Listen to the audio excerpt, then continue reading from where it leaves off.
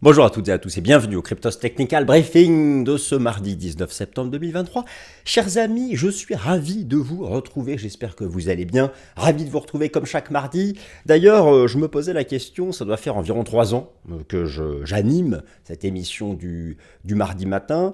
C'est un rendez-vous que j'ai dû manquer que 2-3 fois en l'espace de 3 ans, peut-être un peu plus, voilà, lors de ma semaine de vacances annuelles. Moi je me suis habitué, ça me fait plaisir. Faire cette émission, ça me permet de reposer les choses, de préparer, de faire un tour d'horizon fondamental du marché, même de mettre mes idées en place et puis d'échanger avec vous, car là j'ai l'impression qu'on discute ensemble. Et puis voilà, je me demande d'ailleurs combien de temps je vais continuer à faire ce Cryptos Technical Briefing. Imaginez-moi dans 10 ans.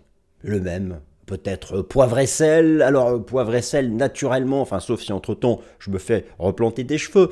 Mais je ne pense pas à la motivation. Mais imaginez-moi poivre et sel avec une grosse barbe bien garnie.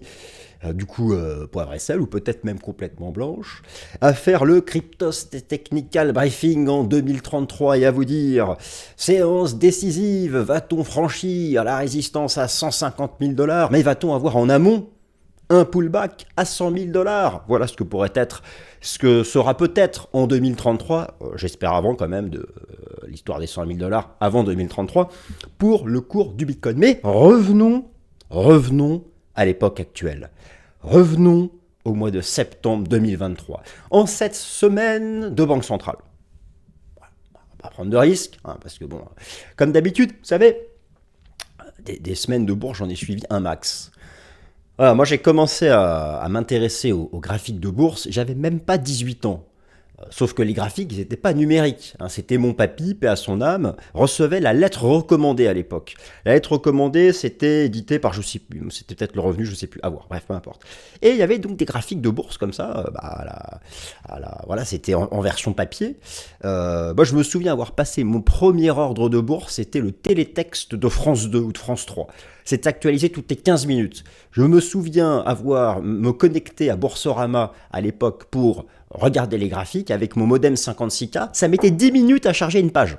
Vous imaginez un peu depuis les avancées. Bon, bref, tout ça pour dire que des semaines de banque centrale comme cette semaine là que nous vivons, la Réserve fédérale des États-Unis, mercredi, la Banque d'Angleterre, la très vénérable Banque d'Angleterre, oui, elle est vénérable, jeudi, la Banque nationale suisse, nos amis helvètes, jeudi. Et au-delà, par-delà le Pacifique, l'Extrême-Orient, la Banque centrale du Japon, vendredi. Donc c'est une semaine décisive à cause des banques centrales. Mais on s'intéresse à quoi, nous, essentiellement? La Fed. Mais pas seulement. Vous allez voir, c'est pour ça qu'à partir de mercredi, chaque jour aura son petit piquant fondamental pour venir nous fixer en fin de semaine une nouvelle clôture hebdomadaire qui, pour le moment, a préservé l'essentiel, à savoir préserver ce fameux support des 25 000 $ qui tient envers et contre tout, car il fait face à une coalition de plusieurs nations, une coalition de plusieurs ennemis, et il a tenu. Bitcoin a tenu. Pour autant, tenir un support, c'est bien, voilà, ça vous le savez, mais dépasser une résistance, c'est mieux. A-t-on vraiment dépassé une résistance qui viendrait nous mettre à l'abri? Moi, je ne pense pas encore, mais on va regarder ça. Donc, la Fed, le marché attend, mercredi, une décision de politique monétaire. Vous allez voir, de manière très surprenante, le marché envisage une pause dans la décision de la politique monétaire de la Fed. Enfin, une pause, un statu quo. Le taux à 5,50. Rappelez-vous, la semaine dernière, la Banque centrale européenne a relevé son taux directeur à 4,50. Très bien. Pourquoi la Fed ne le ferait pas? C'est vrai que l'inflation rebondit, en tout cas dans sa version nominale. C'est vrai que le baril de pétrole est à 91 $. Et d'ailleurs, je vais vous en dire un mot, il arrive au contact d'un seuil technique où il faut qu'il rejette. Cette remontée du baril de pétrole est complètement artificielle. Vous croyez vraiment que le baril de pétrole rebondit parce qu'on surconsomme, parce que la vie est belle, que nos salaires ont augmenté? Non, non. Le baril de pétrole, il remonte parce que l'Arabie Saoudite lui donne la main droite et la Russie la main gauche. Et peut-être même le porte pour le faire monter les marches. Voilà. Bon, ils ont fermé un peu le robinet. Donc, principe de bourse, prix rareté, voilà. Ils ont tellement peur que le prix du pétrole s'effondre. D'ailleurs, regardez d'autres matières premières qui sont tout en bas. Le prix du blé est tout en bas. Alors pourquoi les prix alimentaires baissent pas? Ça, contactez les industriels, contactez les distributeurs. Ça, c'est un autre sujet. Donc Le marché attend un statu quo de la Fed. Est-ce que c'est vraiment crédible? Pourtant, à hauteur de 99%, le marché envisage que cette semaine, la Fed marque une pause. Et la semaine dernière, la BCE, elle nous a dit que potentiellement, elle avait atteint son taux terminal. Donc voilà, si vous avez bientôt un crédit immobilier à faire, à peu de choses près, on arrive peut-être au bout du bout de la hausse des taux. Ah bah, direz-vous, pourquoi faire son crédit immobilier maintenant alors que les taux sont tout en haut? Mais vous avez peut-être déjà fait un crédit immobilier. Lorsque les taux rebaisseront, allez, dans 2 ans, on peut renégocier. Donc c'est pas forcément un stress. Mais nous ne sommes pas là pour parler de crédit immobilier. Nous sommes là pour savoir si vraiment la Fed va adopter le statu quo. Vous savez, Bitcoin ne pourra pas encaisser une autre décision que le statu quo. D'autre part, la Fed, mercredi, met à jour ses anticipations macroéconomiques. C'est ça que le marché attend. C'est ça. Et puis, bien sûr, la conférence de presse de M. Powell, qui choisira ses mots, son verbe. Et à travers ces mots bien choisis, le marché supputera une perspective de politique monétaire qui viendra agir sur les taux d'intérêt, le dollar, le marché action, donc les taux d'intérêt, le marché du crédit, et par-delà, par un effet de corrélation que vous connaissez, agir sur notre ami le Bitcoin. Notre ami le Bitcoin qui lui-même est en attente de tellement de choses. Mais surtout en attente des décisions sur les fameux ETF Bitcoin Spot. Trêve de blabla. Et puis donc attaquons, chers amis, c'est parti. Bienvenue à la nouvelle édition du Cryptos Technical Briefing. Alors c'est parti, chers amis, si on attaque le Cryptos Technical Briefing, c'est donc une semaine décisive, c'est une semaine de banque centrale. Je vous l'ai dit, je vous ai donné les dates tout à l'heure. Alors je vous rappelle déjà tout d'abord un comparatif des taux d'intérêt directeurs des différentes banques centrales. Oui, donc toutes les banques centrales relèvent leur taux d'intérêt, sauf la Banque centrale de Chine, la Banque populaire de Chine qui est ici, et celle qui est en rouge ici, la Banque centrale du Japon, qui a encore un taux négatif. Alors d'ailleurs, il y a un vrai débat, un vrai sujet, quant à savoir si un jour peut-être la BOJ finira par stopper sa politique de taux d'intérêt négatif.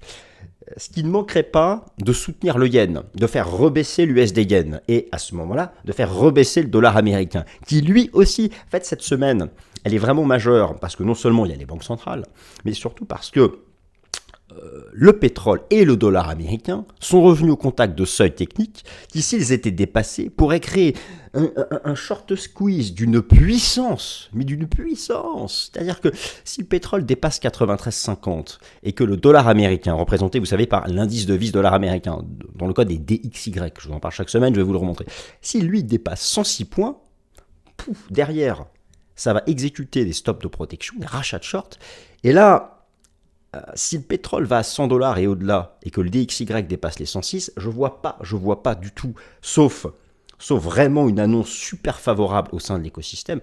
Dans ce cas-là, je vois pas comment Bitcoin préserverait 25 000. Bon, donc c'est pour ça qu'il faut rester prudent. Après, ça n'arrivera peut-être pas.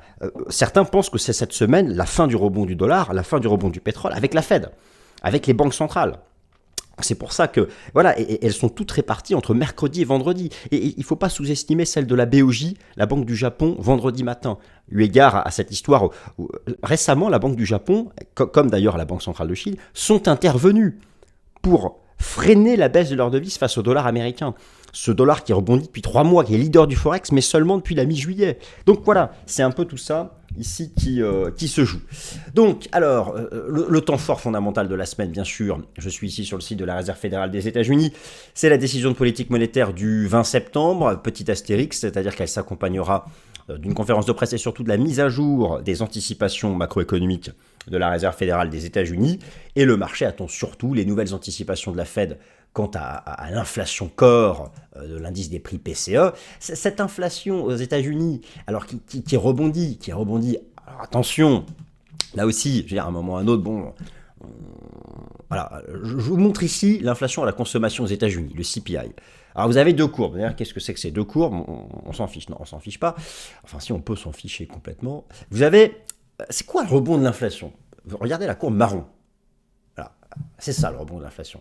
De 3 à 3,7. Bon, c'est pas énorme, mais c'est quand même quasiment 2 fois plus que 2%. Et qu'est-ce qu'on a derrière en rouge? En rouge, on a une courbe qui continue de baisser. C'est l'inflation sans le pétrole et sans les éléments les plus volatiles, elle qui est encore en baisse. Donc finalement, alors largement encore au-dessus des 2%, mais ce que je veux dire par là, c'est que hormis le rebond du prix du pétrole, qui est une réalité, et d'ailleurs, attention, on arrive au contact, moi, de ce niveau technique que j'identifie comme un énorme pivot à 93,50. Effectivement, il y a un gros rebond du prix du pétrole. Alors, il y avait le Golden Cross, ok, très bien, voilà, très bien. On arrive au contact de cette résistance. C'était à la fois la ligne de coup du double top, ici, c'est une grosse résistance de l'Ichimoku, notez ici le haut du nuage. C'est un niveau qui, s'il était dépassé, provoque ça, un short squeeze à 100. Et ça, là, on est mal. Parce que vraiment, là, si vous voulez, la question c'est de savoir à partir de quel moment le rebond du prix du pétrole viendra alimenter autre chose que l'inflation nominale, c'est-à-dire l'inflation sous-jacente. À partir du moment est-ce que ça peut se diffuser aux autres compartiments de l'inflation? Pour l'instant, ce n'est pas le cas. Les autres composantes sont encore en baisse. Et cette remontée du prix du pétrole est artificielle. Donc, voilà, l'Arabie Saoudite, elle a passé sa production de quasiment 11 millions de barils par jour, c'était en 2022. Là, elle est à 8,9. Déjà, bon, alors oui, ok, alors ils vendent moins, mais le prix a largement rebondi, donc ils sont gagnants, mais à un moment ou à un autre, ils vont pas baisser à 5 millions de barils par jour. Hein. Donc ils ont donné le max. Aux US, ça ouvre à fond le robinet. Les US, d'ailleurs, les États-Unis sont à nouveau le premier producteur mondial de pétrole. C'est 20 millions de barils par jour. Bon, on n'est pas là pour parler pétrole, mais si, on est quand même là pour parler pétrole, parce que c'est ce sujet de l'inflation. Et lorsque vous regardez, alors, d'ailleurs, je vous rappelle pourquoi ce pétrole monte. Vous avez ici le dernier rapport mensuel de l'OPEP qui rassemble ces 13 pays. Et en fait, il y a une production totale en 2022 de 28 millions de barils par jour. L'Arabie Saoudite à elle seule, c'était 10 millions. Mais regardez ce qu'elle nous a fait. Elle est passée de 10 500 000 barils par jour à 8,9 millions. Voilà, donc c'est elle qui fait remonter le baril de pétrole. C'est un rebond artificiel. C'est ça qui explique cette petite vaguelette d'inflation. Pour le moment, il n'y a pas de contagion aux autres composantes de l'inflation. Je retourne ici sur l'application Trueflation. Alors, je vous la montre souvent, cette application. Et on est supposé l'aimer, nous ici qui parlons crypto, eu égard au fait de quoi? Eu égard au fait qu'elle est basée sur la blockchain. Et lorsque vous regardez les autres composantes, bon, par exemple l'immobilier, les courbes sont toujours baissières. D'ailleurs, Trueflation, de point de vue global, c'est mis à plat. C'est mis à plat. C'est-à-dire que sans le rebond du prix du pétrole, la tendance baissière de l'inflation se poursuivait. Je vais vous montrer quelque chose. Regardez, il y a une autre matière première qui est très importante, qui est à suivre pour la partie inflation, cette fois-ci alimentaire. Regardez, les courbes sont tout en bas. Le prix du blé est en train de casser son support. Il est au bord du gouffre technique. Et pourquoi le pétrole rebondit et pas le blé? C'est parce que personne ne compte. En plus, l'offre de blé peut être en risque, mais elle n'est pas contrainte. Elle n'est pas contrainte à la mano par les producteurs. Le rebond du prix du pétrole, ça c'est artificiel. C'est pas lié à la croissance économique. Voilà, la réalité de la croissance économique, c'est plutôt ce qu'on observe sur d'autres matières premières qui, elles, continuent de baisser. Donc, voilà, à un moment ou à un autre, je pense que ce rebond du prix du pétrole va s'essouffler, en tout cas sur le plan technique, pour nous ici qui cherchons à déterminer si le support à 25 000 $ sera définitivement sauvé dans le cadre, vous savez, d'un flat régulier. On ne peut pas encore valider le flat régulier, pour ça il faut dépasser une résistance, laquelle j'y viens. Donc, on reste calme. Voilà, là, surveillez ce niveau. Et de la même façon, ce que vous devez absolument surveiller cette semaine avec la Réserve fédérale des États-Unis, avec monsieur Jay Powell, c'est le dollar US. Le dollar US qui est revenu lui aussi au contact d'un niveau de résistance. Alors c'est un niveau dont je parle depuis très longtemps, le niveau des 106 points, qui est une résistance, alors à la fois de l'Ichimoku en données hebdomadaires, vous constatez que on est revenu au contact du nuage, tendance baissière en dessous, mais voilà, c'est à la fois le 38,2% de retracement de toute la phase de baisse entre octobre 2022 et juillet 2023, et si l'on va plus loin, par exemple, dans le cadre d'un décompte en vague d'Elliott, eh bien, il existe encore l'hypothèse, après ici ces 5 vagues, d'avoir un flat étendu, ici, et donc on a à peu près, au-delà des 106, ici il y a à peu près, il y a du 1,38 d'extension de la A pour avoir le creux de la B, donc là, c'est à peu près aussi cette zone-là, je veux dire, c'est un niveau de short squeeze sur le plan technique, fractal, Ichimoku. Bon, c'est voilà, à la fois le pétrole, comprenez-moi bien, à la fois le pétrole et le dollar américain, dans un scénario de préservation du support à 25 000, il faut que ces deux marchés rejette sous les résistances là que je viens de vous détailler. Donc le dollar US fera son choix cette semaine, ça c'est à peu près certain. Alors maintenant, d'un point de vue technique sur le cours du Bitcoin, écoutez, c'est toujours le même débat. C'est un débat passionnant qui oppose différentes écoles d'analyse technique, qui met en débat les analystes chartistes. Et donc, voilà, pour certains, c'est certain. Oh là, c'est pas bien ce que je viens de faire. Pour certains, c'est certain. Le flat régulier a baissé. Voilà, ils en sont convaincus. Effectivement, c'est parfait. On a la vague 1, on a une 2 en flat régulier. C'est propre au quatrième. Mais pour valider ça, et donc une 2 qui s'arrête là, il faut dépasser une résistance. Laquelle? Moi, j'estime qu'il s'agit de ce niveau-là. En pointillé rouge, l'ancien plus bas de l'été 2021, qui se situe à 28 800 $. Donc voilà, tant qu'on ne dépasse pas ce niveau, regardez aussi, je vous montre, voilà, alors on le revoit ici, c'est l'ancien plus bas en hebdo sur le contrat futur Bitcoin. Je vais enlever l'Ishimoku, parce qu'on ne voit vraiment rien. Et donc là, vous avez le contrat futur Bitcoin de la bourse de Chicago. Alors, ce que j'ai trouvé pas mal, c'est que dans cette hypothèse d'une structure en flat régulier, A, B, C, avant de repartir, on avait en haut de la A, donc A, B, C. On avait ici, au point de départ de la A, une divergence baissière. Au point de départ, donc A, B, au point de départ de la B, au point d'arrivée de la B, une divergence baissière. Et au point d'arrivée de la C, une divergence haussière. Propre, d'ailleurs, qu'on a vu sur tous, qu'on a vu sur ETH. Donc, voilà, d'un point de vue du momentum, ce principe de la divergence a encore fonctionné. Mais rappelez-vous, ici, qu'est-ce qui avait permis d'avoir un doute en novembre 2022 sur le nouveau plus bas lié ici dans le sillage de l'affaire FTX? C'était la divergence haussière. D'ailleurs, qu'est-ce qui avait aussi interrompu les hausses ici à 70 000 $? C'était 2 divergences baissières. Ça commence toujours par des divergences. Donc voilà, donc là on a ça, effectivement. Maintenant, voilà, les fameux 28 800 $ que moi j'estime être nécessaires à dépasser pour valider ce qui serait le scénario idéal, ici, d'un flat régulier avant de repartir pour une grande 3.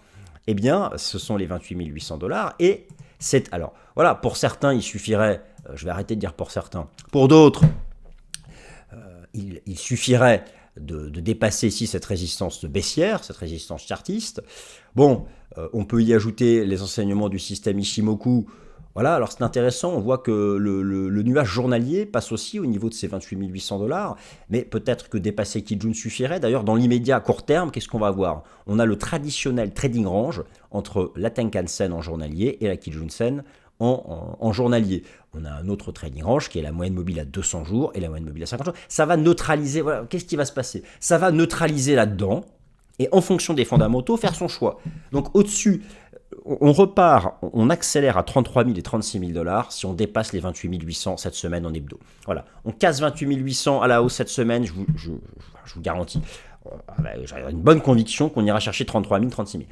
Par contre, voilà, ça reste très ouvert, disons décidément, excusez-moi pour le vachement, ça reste très ouvert. Donc voilà, il faut faire attention. On n'a pas encore eu, je pense, la séance significative. Voilà, on en est encore à l'étape de tenir un support. Mais voilà, et donc du coup, ça reste assez ouvert. Alors oui, ok, bon, alors la capitalisation boursière totale crypto, c'est vrai qu'on peut apprécier le fait qu'en hebdo, on est tenu le bas du nuage. La capitalisation boursière totale crypto, on compare avec le pump ici de juin 2023. Oui, on a des étapes assez similaires. Alors, surtout qu'ici, à l'époque, on n'avait pas eu de divergence. Là, on a eu une belle divergence haussière à la fois sur le RSI et sur la ligne de MACD. Alors, on avait dépassé Tenkan puis Kijun. Là, on a dépassé Tenkan. On aurait dépassé Kijun.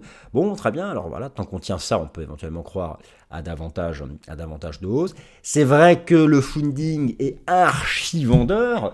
Et donc, effectivement, lorsqu'il y a autant de vendeurs, en général, la majorité est prise à contre-pied. Bon, et là, vraiment, tout le monde short. Le rebond est shorté. Ça alimente plutôt ceux qui jouent qu'on finisse par dépasser les résistances. Bon, très bien, maintenant. Voilà, ça va, vous savez, au final, c'est Jay Powell, le patron. C'est lui qui va choisir ses mots, c'est lui qui va orienter la suite des événements. Ah oui, il y avait aussi quelque chose que je notais. C'était intéressant, c'était sur Bitcoin euro. C'est vrai que je parle tout le temps de Bitcoin dollar, mais c'était pareil. Là, on avait une superbe divergence haussière en fausse cassure des 23 653 €. Et ce qui est intéressant sur Bitcoin euro, c'est que ce qui fait support, c'est l'ancien plus bas de l'été 2021. Voilà, ça c'est vraiment propre. Donc oui, on a envie de croire à davantage de hausse tant qu'on tient ce niveau sur la base d'une clôture hebdomadaire. Alors en bref, Binance, le Binance Coin, c'est toujours le même truc, il est au bord du gouffre technique, mais il s'accroche. Vous connaissez le topo. Là aussi, il faut se mettre à l'abri en dépassant de résistance, tant que c'est pas le cas, c'est tendu. Alors, il y a la divergence haussière journalière. En hebdo, j'apprécie aussi la divergence haussière de l'histogramme de MACD, qui est pas mal. Donc voilà, ça effectivement, ça rappelle que c'est un gros niveau. Mais là aussi, si vous voulez, il n'y aura pas d'autonomie, il n'y aura pas d'indépendance du jeton du BNB vis-à-vis de Bitcoin. On suivra le patron. Le patron lui-même suivra le patron des patrons, Jay Powell. Donc voilà. Alors maintenant, il faudra être capable de franchir les $220. Vous allez voir, pour Ethereum dollar, c'est bien, on a tenu les $1530. Je vous en avais beaucoup parlé de ce niveau. L'ancien record historique de 2018. Divergence haussière. Maintenant, il faut dépasser une résistance. C'est 1650, c'est pas fait. Bon, voilà. Alors ensuite, on va aussi parler de Moonbeam. Mais ça, c'est vraiment... C'est vous qui avez choisi, c'est pas moi. Hein, parce que... Donc, alors ETH, c'est pareil. Voilà, on a tenu... C'est le niveau dont je vous parlais la semaine dernière. C'était le niveau... Là, pour le coup, on peut vraiment utiliser l'adjectif décisif. Parce que c'est vrai que j'utilise à tout va. Et je continuerai. Mais là, il faudrait que je trouve plus fort. Mais c'est quand même décisif. C'est capital. Voilà, on a tous conscience que Ethereum casse ça, il va à $400, donc il ne faut pas qu'il casse. Donc il a tenu, hein, divergence haussière d'ailleurs. Voilà. Maintenant, voilà, c'est ça qu'il faut dépasser. Les 1650 et les 1651, c'était quoi? C'était le plus bas de l'automne de l'été 2021. Donc il y a vraiment une homogénéité dans les seuils techniques des différentes cryptos.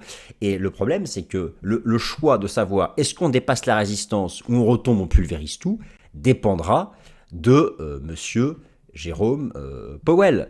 Alors, Moonbeam, bon, alors là, c'est vous qui avez choisi. C'est vraiment le truc qui est tout en bas. Qu'est-ce que vous voulez que je vous dise ? Quoi, alors j'imagine que beaucoup jouent le pump, voilà, 16 centimes, ça peut aller à 10, ça peut aller à 5 centimes. Alors après, sur le plan technique, oui, on se dit qu'il y a cette longue divergence haussière. Vous savez, on est en divergence haussière depuis là, hein, donc depuis 56 centimes, hein, donc on est en divergence haussière depuis 50, mais ça ne fait que ralentir la baisse. Alors oui, peut-être qu'en journalier, vous mettez en avant le fait que là, on a une toute petite div en journalier, on ressort par le haut, et je suppute que c'est ce type de scénario que certains envisagent. Bon, je dirais que pour ça, pour empiler les hausses comme ça, il faudrait au moins une séance de rupture. Là, on en avait eu une vraie séance de rupture. Là, voilà, je dirais que il faudrait au bas mot franchir les 17,30, une cassure des 17,30 pour viser vent. Voilà, c'est... Sinon, ce petit trading range peut être un range de continuation. Et la divergence ne fait qu'alerter sur une situation. Donc, voilà, je dirais au moins franchir 17,30 pour viser 20 et peut-être 21. Mais voilà, en attendant, moi je reste quand même extrêmement prudent. Il y a une zone d'alerte, de stabilisation, mais il n'y a pas encore de signal de renversement. Et voilà, chers amis, ainsi s'achève le nouveau Cryptos Technical Briefing. J'espère que vous l'avez apprécié, j'espère que vous avez trouvé ma chemise suffisamment bien repassée. Et puis voilà, donc maintenant on attend Powell, on attend la semaine des banques centrales, et puis moi je vous fais une synthèse de tout ça mardi prochain. Salut, bonne semaine.